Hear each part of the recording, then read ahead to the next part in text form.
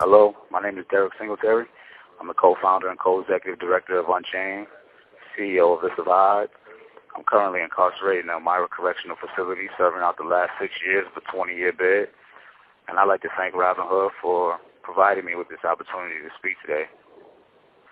I think the first thing we have to understand when evaluating the criminal injustice system of today is that it's a direct descendant of racist ideologies of the past, carried over from slavery through Reconstruction, and coded into what are supposed to be just laws and policies for all, but that disproportionately affect people of color.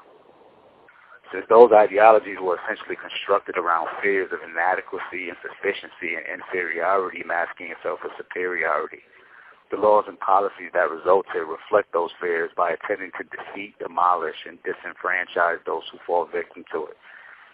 If we trace our history, we know this has been going on since emancipation, when a freedmen's borough, then a branch of the government, was tasked with solving labor disputes, then still very akin to slavery, that often spilled over into family ties of free people, their civil rights, and their ability to buy land.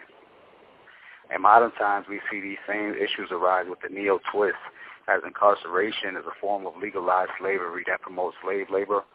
Felonies severely restrict not only your right to work and be educated, but also where you can live.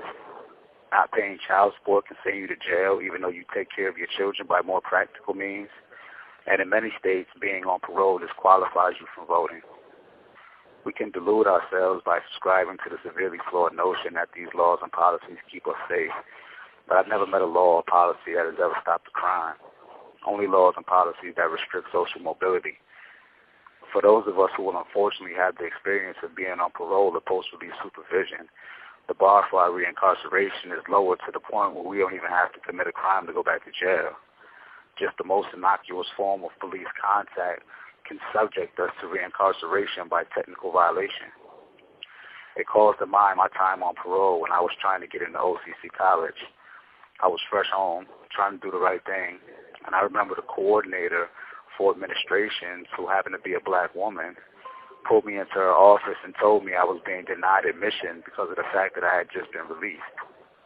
She told me to come back in 6 to 8 months when I had more time in the streets, as if I had to prove myself worthy or that I was serious about obtaining an education.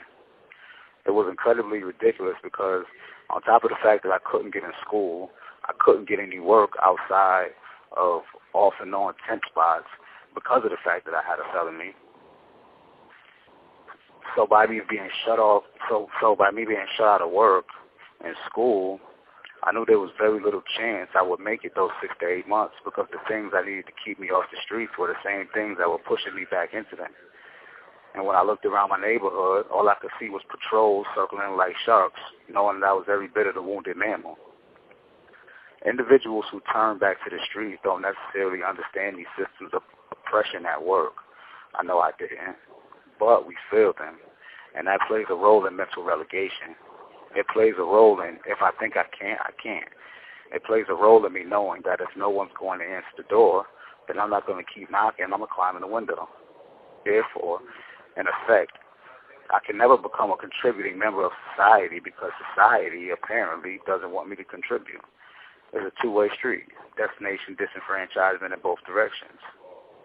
However, what we also have to realize is that although felonies and these forms of supervision drive reincarceration, we can't overlook the fact that incarceration drives reincarceration, prison being incubators for reproducing the criminal element, and not just from incarcerated individuals either, but up and through, from civilians, correction officers, and to the administrations and complexity.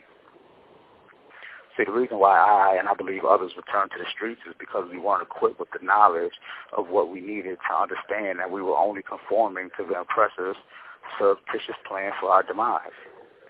We weren't equipped with the skills we needed to be successful, independent of the systems working against us. We didn't possess the mental poise needed to incubate against the incubator of negativity that prison encompasses us with. Education gave me that. And nationwide, less than 6% of individuals who obtain a degree while incarcerated ever return to jail, while everyone else comes back at a rate of 4 out of every 10 within their first 3 years of release alone.